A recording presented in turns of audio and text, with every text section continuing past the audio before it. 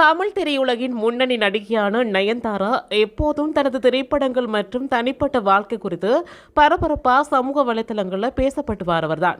இப்போ அவரது விவாகரத்து குறித்து சமூக வலைதளங்களில் ஒரு புதிய சர்ச்சை தீயாய் பரவி வருதுன்னே சொல்லலாம். நயன்தாரா தனது இன்ஸ்டாகிராம் பக்கத்துல தனது கணவர் இயக்குனர் விக்னேஷ் சிவனை குறிப்பிடுற வகையில, ஒரு முட்டாளை திருமணம் செய்து கொண்டதுதான் நான் செய்த மிகப்பெரிய தவறு.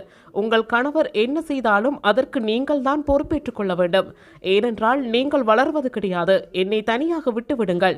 நான் ஏற்கனவே எல்லோரையும் பிரிந்து விட்டேன் என்று மோசமான வார்த்தைகளுடன் பதிவு கொண்ட போட்டிருக்காங்க. பின்னர் அதனை சில நிமிடங்கள்ல நீக்கிவிட்டதாக ஒரு புகைப்படம் சமூக வலைத்தளங்கள்ல வைரல் ஆகிட்டு வருது. இந்த பதிவு உண்மையா என்று ரசிகர்கள் மத்தியில பலரும் கேள்வி எழுப்பி வராங்க. ஆராய்ந்து பார்க்கையில இந்த தகவல்ல உண்மை இல்லைன்னு தெரிய வருது. நயன்தாரா தரப்பிலிருந்து இதுவரை இந்த விவாகரத்து குறித்து எந்த ஒரு அதிகாரப்பூர்வ பதிலும் அளிக்கப்படல.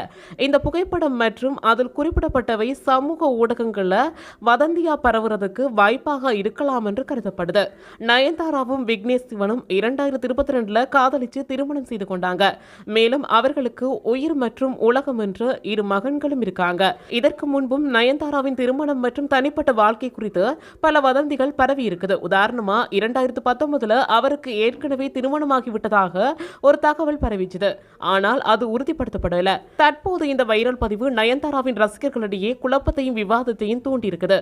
சிலர் இதை வெறும் வதந்தியாக கருத, மற்றவர்கள் இதற்கு பின்னால் உண்மை இருக்கலாம் என்று விவாதிக்கிறார்கள். இருப்பினும் நயன்தாரா அல்லது அவரது குழுவிலிருந்து அதிகாரப்பூர்வ அறிக்கை வரும் வரை இந்த செய்தி முற்றுப்பெறாத வதந்தியாகவே கருதப்பட வேண்டும். இதற்கிடையில் நயன்தாரா தனது நடிப்பில் வரவிருக்கும் டெஸ்ட் திரைப்படம் மற்றும் டாக்ஸிக் படங்கள்ல பிஸியா நடிச்சு வராங்கன்னு சொல்லப்படுது.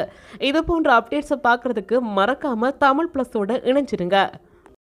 இது போன்ற செய்திகளை உடனுக்குடன் அறிந்து கொள்ள தமிழ் பிளஸ் யூடியூப் சேனலை மறக்காம சப்ஸ்கிரைப் பண்ணுங்க, கமெண்ட் பண்ணுங்க, ஷேர் பண்ணுங்க.